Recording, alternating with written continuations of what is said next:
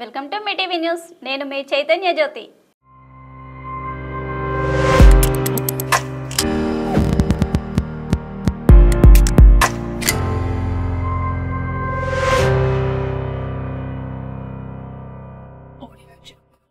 Road భద్రతా జాగ్రత్తలను విద్యార్థులు పాటిస్తూ ప్రజలను చైతన్యవంతం చేసే బాధ్యతను తీసుకోవాల్సిన అవసరం ఉందని ప్రభుత్వ డిగ్రీ కళాశాల ప్రిన్సిపల్ డాక్టర్ బి శ్రీనివాస్ అన్నారు. జాతీయ సేవా పథకం ఎన్ఎస్ఎస్ శీతాకాల శిబిరంలో భాగంగా జాతీయ భద్రతలో విద్యార్థుల బాధ్యతను గురించి వివరించడం జరిగింది.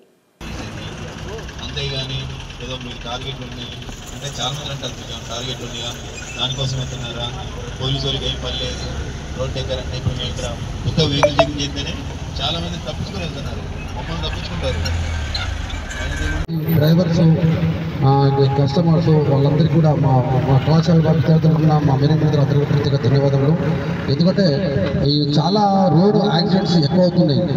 ఎందుకంటే చాలా డ్రంక్ అండ్ డ్రైవ్ చేయడం, విచ్చలవిడిగా హెల్మెట్ లేకుండా డ్రైవ్ చేయడం, ర్యాష్గా ముగ్గురు వెళ్ళడం అనేది చాలా బాధాకరమైన విషయం. ఎందుకంటే ఒక అందమైన జీవితం ఉన్నప్పుడు జాగ్రత్తగా మెల్లగా వెళ్ళడమే. ఎందుకంటే ఒక ఇంటి నుండి మనం బయటకు వెళ్ళిన తర్వాత మన భార్య కావచ్చు, మన చెల్లె కావచ్చు, మన తల్లి కావచ్చు, ఎవరైనా మంచిగా వెళ్ళి జాగ్రత్త వెళ్ళి మెల్లగా రండి అని చెప్తారు. కాబట్టి జాగ్రత్త అనే మన విషయంలో తల్లి చెప్తారు, కానీ మన జాగ్రత్తగా అర్థం లేకుండానే మొత్తం తెలుగు రైడింగ్ హెల్మెట్ లేకుండా కూడా వెళ్ళడం జరుగుతుంది. కాబట్టి ఇవన్నీ విషయాలు చాలా.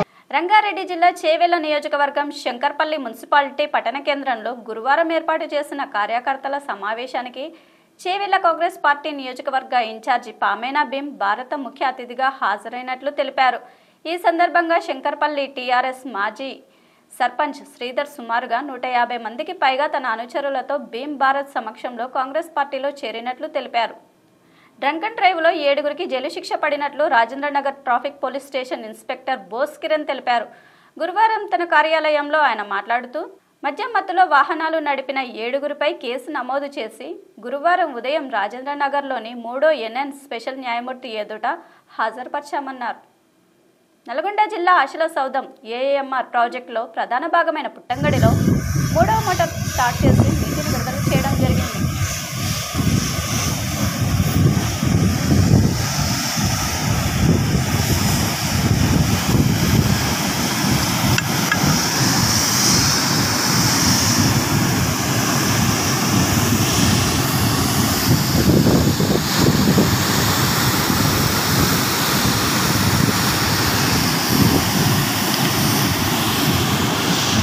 ఉప్పుగూడ పరిధి రక్షాపురం కాలనీలోని శ్రీ శివాలయ ప్రాంగణంలో ఉన్న శ్రీ కళ్యాణ వెంకటేశ్వర స్వామి ఆలయంలో శుక్రవారం ఉదయం 6 గంటలకు రథసప్తమి సందర్భంగా స్వామివారికి విశేష అభిషేకం చేయనున్నట్లు ఆలయ కార్యనిర్వహణాధికారి పార్థసారథి తెలిపారు. అభిషేకం అనంతరం ఉదయం 10 గంటలకు సూర్య ఆరాధన కార్యక్రమం నిర్వహించనున్నట్లు తెలిపారు. వైద్య చరిత్రలోనే అత్యంత అరుదైన ఘటన జరిగింది. అమెరికాలోని కాలిఫోర్నియాకు చెందిన జెస్సికా 6 నెలల వ్యవధిలో 2 పిల్లలకు జన్మనిచ్చింది. ఆమె గర్భం దాల్చిన 3 నెలలకే మరో గర్భం దాల్చింది. వేర్వేరు వయసు ఉన్న పిండాలు ఆమె కడుపులో ఒకేసారి పెరిగాయి. దీనిని వైద్య పరిభాషలో సూపర్ ఫిటేషన్గా పేర్కొంటారు. గర్భంతో ఉన్న తొలినాళ్లలో మహిళ శృంగారంలో పాల్గొంటే ఇలా జరుగుతుందని వైద్యులు చెబుతున్నారు. ఆదిబట్ల మున్సిపాలిటీ నూతన కమిషనర్ ఎన్ బాలకృష్ణ బుధవారం సాయంత్రం బాధ్యతలు స్వీకరించారు. ఇదే మున్సిపాలిటీలో కమిషనర్గా పనిచేసిన అమరేందర్ రెడ్డి వారం రోజుల క్రితం దీర్ఘకాలిక సెలవులపై వెళ్లడంతో తుర్కయంజల్ మున్సిపాలిటీ కమిషనర్ శ్రీకాంత్ ఇన్ఛార్జిగా వ్యవహరించారు. ప్రస్తుతం పూర్తి స్థాయి కమిషనర్గా బాలకృష్ణ ఛార్జీ తీసుకున్నారు.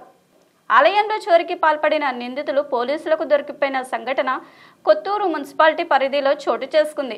మున్సిపల్ పరిధిలోని మంథోని మైసమ్మ ఆలయంలో ఎవరో గుర్తు తెలియని వ్యక్తులు తాళం పగలగొట్టి హుండీలోని డబ్బులతో పాటు బంగారు ఆభరణాలు ఎత్తుకెళ్లినట్లు ఆలయ పూజారి గజవాడ విద్యాసాగర్ రావు కొత్తూరు పోలీసులకు ఫిర్యాదు చేశారు. ఆలయ పూజారి ఫిర్యాదు మేరకు కేసు నమోదు చేసుకుని పోలీసులు దర్యాప్తు చేపట్టారు. దిల్సుఖ్ నగర్లోని జి పుల్లారెడ్డి మెమోరియల్ పాఠశాల 10వ తరగతి విద్యార్థుల ఫేర్వెల్ పార్టీ గురువారం జరిగింది. ముఖ్య అతిథిగా ఎల్బీ నగర్లోని అనాథ విద్యార్థి గృహం అధ్యక్షుడు మార్గం రమేష్ హాజరయ్యారు. దివంగత పుల్లారెడ్డి మనవరాలు జి విద్యారెడ్డి ఆయనకు జ్ఞాపిక అందజేసి సన్మానించారు. 10వ తరగతిలో 9వ గ్రేడ్ సాధించిన గృహం విద్యార్థులకు తమ కళాశాలలో ఇంటర్ విద్యను ఉచితంగా అందిస్తామని ప్రకటించారు. Thanks for watching. చూస్తూనే ఉండండి మీ టీవీ న్యూస్, మీకోసం మీతోనే మీ టీవీ న్యూస్.